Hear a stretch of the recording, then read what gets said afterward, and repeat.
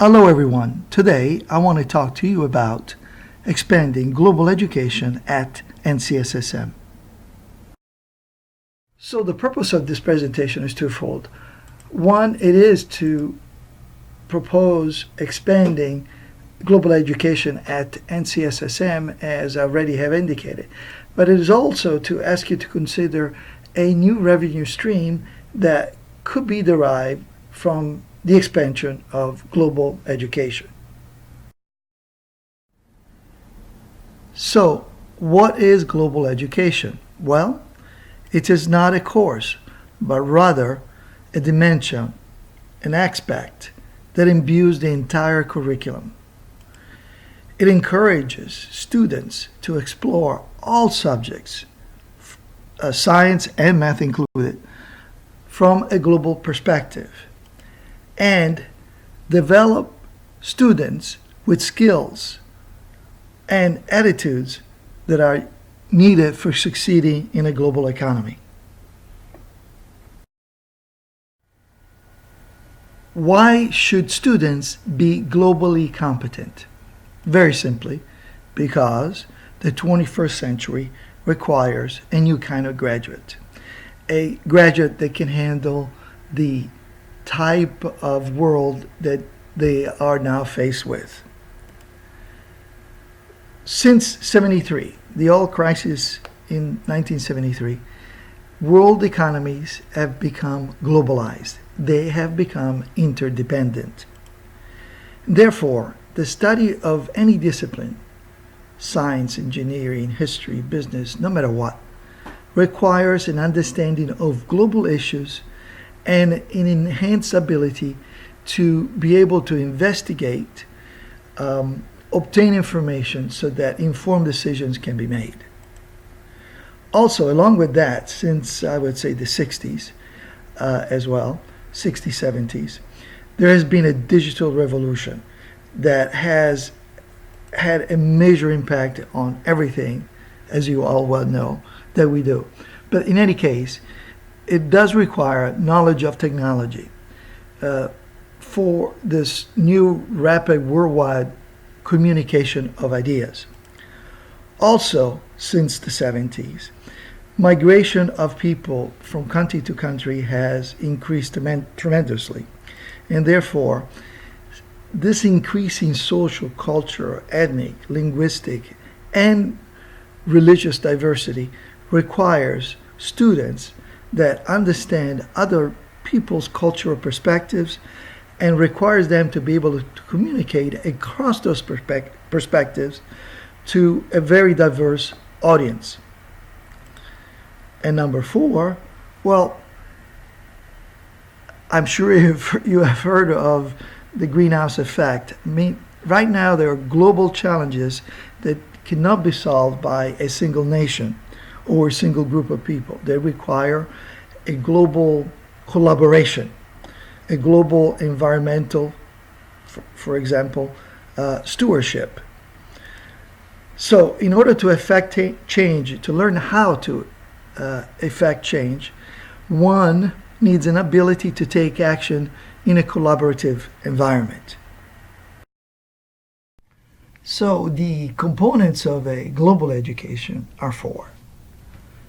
As teachers, we need to show the students and prod the students to investigate the world beyond their immediate environment and help them recognize their own and the perspective of others, as well as show them how to communicate ideas clearly and effectively with very diverse audiences, and whenever possible, help them to choose and take actions necessary to improve conditions.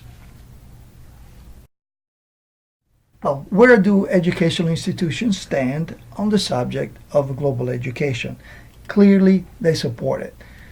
For example, from a global point of view, in 2002, the European Council advanced a framework for global education with its Maastricht Global Education Declaration, in which global education was seen something going beyond just just mere academic content, and including education for human rights, sustainability, peace, conflict prevention, and so on.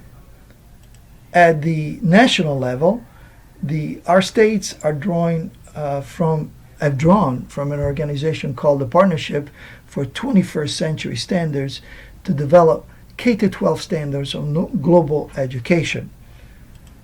North Carolina, and in particular the university system to which we belong, recently completed a study called UNC Tomorrow, in which it was stated that the global awareness of our students was significantly lacking, and suggested therefore including global education in all our curricula. At the level of NCSSM, we do have a strategic plan, and we do have department standards that that have the promotion of a global education embedded in them. Let's now take a look at where global education stands at NCSSM. Actually, we have a lot of good activities taking place. And it's been happening for several years. We have various international mini-terms, Greece, Spain, Italy, Germany, and so on. We have a global understanding course that has been going on for a couple of years.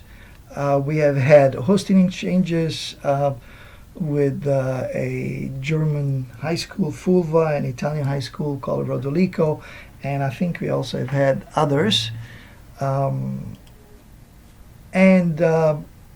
Also, we currently have active connections with 2 Chinese and 1 Thai high school, in which there has been some course teaching exchanges and teacher visits.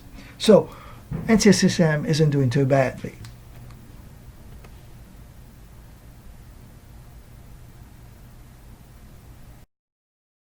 So what is next for NCSSM? Well, we need to make a concerted effort to infuse the NCSSM curriculum with a global perspective.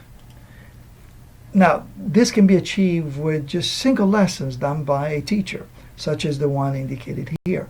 Or it could be something a little more complicated, such as collaborative project with foreign high schools. And by the way, there are organizations that do promote these type of collaborations. And we can also develop international mini-terms in which the students can conduct community service overseas. And also what we really need is a clear administrative directive to infuse our curriculum with a global perspective.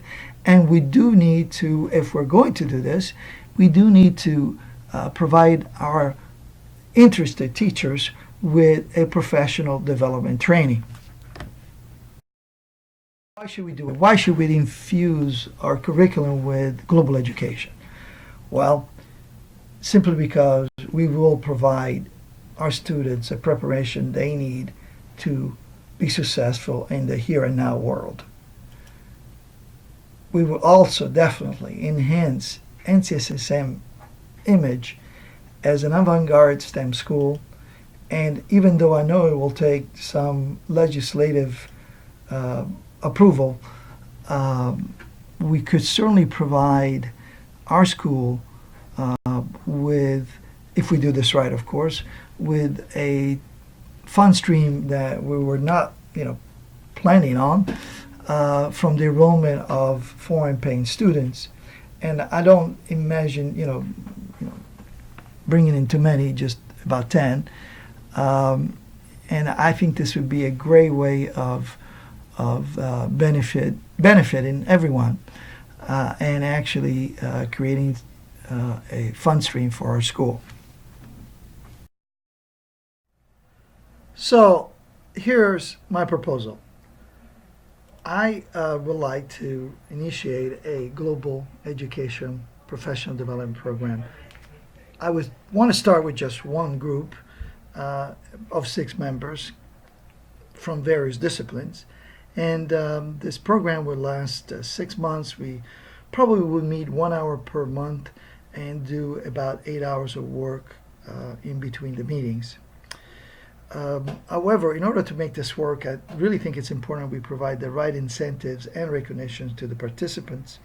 And also, we would need a reasonable amount of financial support to probably buy the webcams and the conference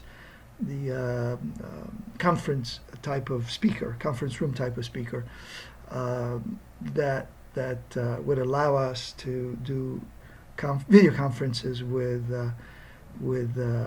other classrooms.